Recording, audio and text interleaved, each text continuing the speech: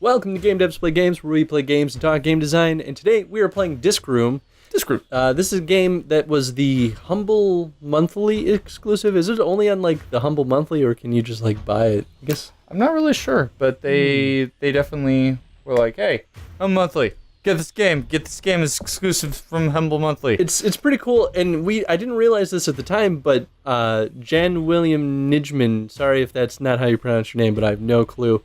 That's the other half of Vlambeer worked on this game. Yeah, that was pretty cool to find out, and after playing the game just a little bit, you can kind of tell. Yeah, that's fair. It's also made by Kitty Callis. Looks right. So, it's fun. If you're part of the Humble Monthly, you have already gotten this game. And if not, then get this game. Join the Humble Monthly. And cool. we wanted to play it too because we kind of felt like the Humble exclusives don't get a whole lot of love. So we kind of wanted to put it out there and see what people thought about playing some of the Humble exclusives on the show. Plus, I mean, like, it's like another incentive to get the Humble Monthly is that... I know I sound like I'm advertising them. We're not sponsored by any means. It was just like another incentive. They're like, hey, these are games from other like indie designers and stuff like that, and we would like to showcase them. So, and I fear too that people see things like the Humble exclusive and they're like, oh, this is garbage. Stupid. I People can't thought put this about in that my when Steam Adult profile. Swim first started producing games too. Now look at them. Yeah, it's true. Look at that. Anyway, so if you go to the help section, you get this beautiful thing that tells you how to play the game. Stuff like I'm actually playing on controller, but this is mouse controls. And then just so you know, you don't have to die. You can live 30 seconds and grow old. Thanks. So I think that's their way of saying like 30 seconds is all you need to be able to get all the things. It's in the help section. It's telling you what the goal of the game is. Right there. Simply put. Let's play. All right. And Going so to basics. It's a like, I guess, sequential level system. You just go one through, however many levels there are. Completely randomized every time. The pieces are procedurally generated, so I'm not really sure where they're going to be coming from. And that's important because sometimes you have good runs, sometimes you have bad runs.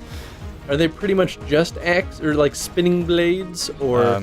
Wow, that was stupid of me. But you got 3 triangles out of it. I already had 3 triangles, actually. So I wonder if it just always shows you that. I've only played the first 3 levels. Wow, Nathan. Jeez. So I've always loved Vlambeer, and although this is only half part of it, this is what I meant by you can kind of tell. Because if you've ever played Nuclear Throne, or what was it? What was that? The Ridiculous Fishing? Not Ridiculous Fishing. What was I thinking of? Ship. Plane. Luftrausers. Luftrausers. If you've ever played that, then you will understand the frustration that comes. Yeah.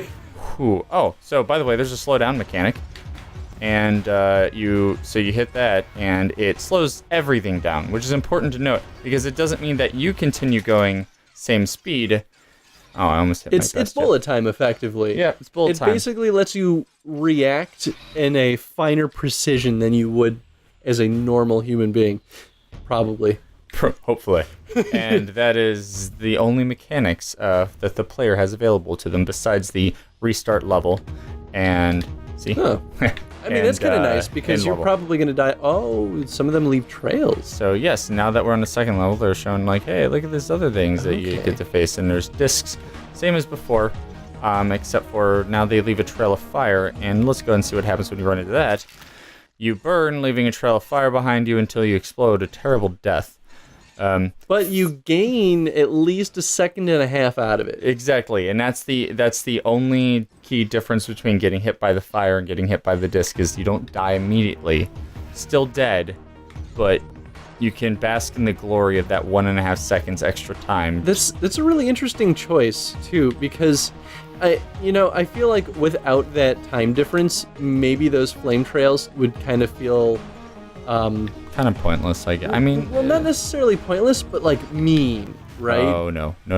Like it would feel very harsh. No. Whereas giving you that extra 1.5 seconds is actually sort of an act of forgiveness on the designer's part. It's not totally forgiving, right? Because you still die in the end. But I think it helps it from feeling like too mean, especially as an early game mechanic. And it also, yes, and it also adds and shows you that there's going to be more than just basic spinning or basic moving objects coming toward you, that they leave a trail, and that blocks off your options. And I've actually been pinned down by them before. Not on this one, but maybe in the next level, where they completely pinned me down and I had nowhere to go. I was trying to like slow down time and move. Oh, he came out of nowhere. Well, you got your 37. You beat your my best. Yeah. Okay, cool. All right. And this one's much harder. And it looks like the slow, so it drains as you use it, but it looks like it still refills. It does not, that I know of. Actually, I was realizing that earlier that I don't think it does. Oh yeah, I guess it does. Oh, I'm dead. Okay, so yeah, it does. I was wondering that, but it's kind of hard to look at your meter when you're trying to dodge everything that's Oh, absolutely. trying to kill you for no real rhyme or reason. I'm actually curious why they have it refill. I maybe it would be a little too mean, but I actually kind of feel like it shouldn't. I could understand. I think it's to play like for people who want to hit records and stuff and try to do better than before. Like you can hit that half-second mark pretty easily once you get good at the. Oh my god. Oh. I'm on fire. Well, I'm on fire. Oh no! Buckets. So I think you get one of those triangles for every 10 seconds you survive. I could see that. I think that's how they We're do gonna it. move on to the next one so we can So keep then this moving. I bet the time or the slow recharges then, because it probably gets so crazy that the player's probably going to be using it a lot. Yup. Look at this. Whoa. Just screen shakes. By the way, when those discs are first forming, you can actually walk through them. Okay, that makes sense. Not if they spawn though. See?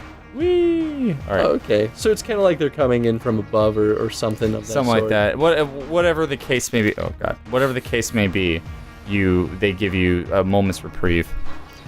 And so far, that's the huge basics of the game. Like that's what the player is able to do. That's what the level's going to throw at you. Also important to note that there are always spinning discs circling the room. And so you can never just like try to be too safe against the wall for too long. I think before eventually they'll catch you. That's pretty important actually, because otherwise turtling would really become an optimal strategy in this game. And not that you'd ever be totally safe, but corners are generally the safest in a game like this, where Square objects are just in general. Yeah, exactly, because these things are following a path. They're not really like seeking you out directly. Oh my god, this is what the slow is for. Woo! Oh, that's awesome. Wow. All right. Yep. All right. We got this. We're good. Everything's Really good. Really well. Oh, nice. There's so many. There's so many. You might actually be moving a little bit faster than those discs are after you slow down. It might be possible. Like the one with blood still on it, Meat Boy style. So you know. I like that too. That was good. All right. And so normally you only have the first 4 available to you, and then once I did so well on the 3rd level, I unlocked these. So now we are caught up. I wonder what those on the right column are. Ooh. Okay, so they do not move straight. Yeah, they kind of have like an weird orbit. Yeah. Well, maybe orbit's not the... It has like a pivot that's not centered. I really like the art of this too. This is a great game that you could just like pick up and play for small increments. Like, in a weird way, I feel like games like this would nowadays generally be made on mobile platforms.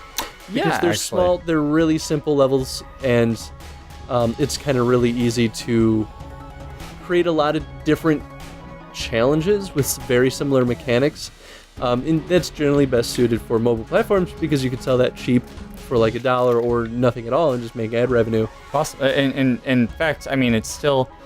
I don't know exactly how they'd pull up all of things, probably like a tilt motion with the phone or whatever, but ultimately, since it was just a humble, like, not usually I think the case of the humble exclusives is that they're not necessarily complete. And so I mean, they may be. I'm not sure with all of them, but they still have a lot of leeway. This could make its way to mobile. It could, just have been a fun little game jam. It could be a number of things. It feels like a mostly complete game, though. Mm-hmm.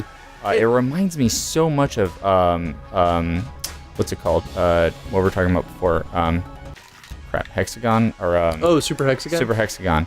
Just not like it doesn't play the same by any means, but just that feel of like you just pick it up and you go. You pick it up and you play it, and you're trying to beat a record, and that's it. No, that's totally a fair way of looking at it. It's a survival game, and based on your score is time, and that's all Super Hexagon ultimately boils down to too. Yeah. So from a core design standpoint, that actually makes a lot of sense. And I think it's important too to say that this game would definitely not play as well on mobile. I think playing with a gamepad or maybe keyboard is not so bad. I think gamepad's probably the best tool for the job. I was, I didn't know what the game was going to be like at all before I played it. I just saw it and I was like, oh, let's give this a try. So I wasn't sure if there was going to be like a shooting mechanic or not. And if that was the case, then yeah, okay, there we go. I would have definitely preferred it to have been on mouse. But since I'm just mostly just moving, toggling with the thumbstick, this is much better. Beat your best time. Good. Oh, get that 30 mark. Get that 30. Oh, yeah. Oh, you're so close. You were so close, Nathan. Moving to the next one. Okay, so this is the second level in the second row.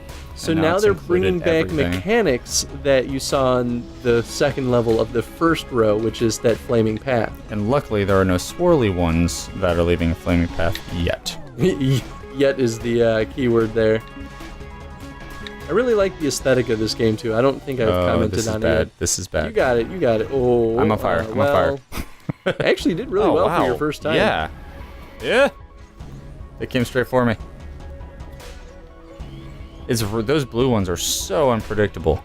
Well, they're predictable. It's just in the midst of things. It's very hard to follow them because there is not any like tangible or visual element to show you like what their pivot is. Yeah. Which is weird how much that actually affects your perception of them. And you don't really think about it until you're dealing with it, and you're just like, oh no. And I think that's kind of what screws with you the most, is because I was telling Chris before, I'm like, they think the key to the game is most of the time you're not really focused on where you are, you're actually looking ahead, because you're trying to calculate the trajectory of the things coming at you. So you're trying to calculate where they're going to come from, so you can try to avoid them, and that works so far. So well early in the game when you only have to deal with straight moving objects, but the moment they start curving, oh man. In this game is actually smart in maybe a not as obvious way, but human perception, especially our peripheral vision, relies so strongly on motion. Like our peripheral vision is very bad. Like I forget, I was reading a book about it, but the like resolution of the actual like picture you get in your peripheral is tiny. It's terrible, and that's why it's super blurry. You don't realize it because the human eye is engineered to be looking at a very specific focal point. Yeah. So that's why the human peripheral is meant to detect motion, and predominantly motion. And this game utilizes that to the utmost extreme. Turns it against you. Oh my. Oh my. Oh no. Oh man. Oh. Oh, wait, it was 20. I think that was, yeah. That one is different because those objects move very slowly when they first come out, and then they split. But what's an interesting thing about it is those saws, those ones that split into four, you don't realize, like, you may not realize that those are going to split. Like, you can see them, like, looking at them now, right? That they're, now that you know, you can see them split. But what happens once they start combining those with the regular saws? And you have no idea, you're like, is that a regular one? Is it going to split? What's going to happen here? It is very surprising. And then, now that you know that they're there, when new ones generate, it kind of like, you're like, oh man, you have to like pay attention to it and remember which ones were spawned when, so you can predict when they're going to explode. That's actually really clever. It is. It was a clever design choice to make them look like the other ones. Yeah, and the more we saw it too, the more I really got attached to the one saw blade that has the blood stain on it. Right. It feels good. It feels right. That one. You did it, guy. It's games like this that only give you a few mechanics to work with. In this case, simply moving and slowing down time. It's games like this that I feel brings out and awakens a lot of things as a player. In this case, I'm looking at different angles.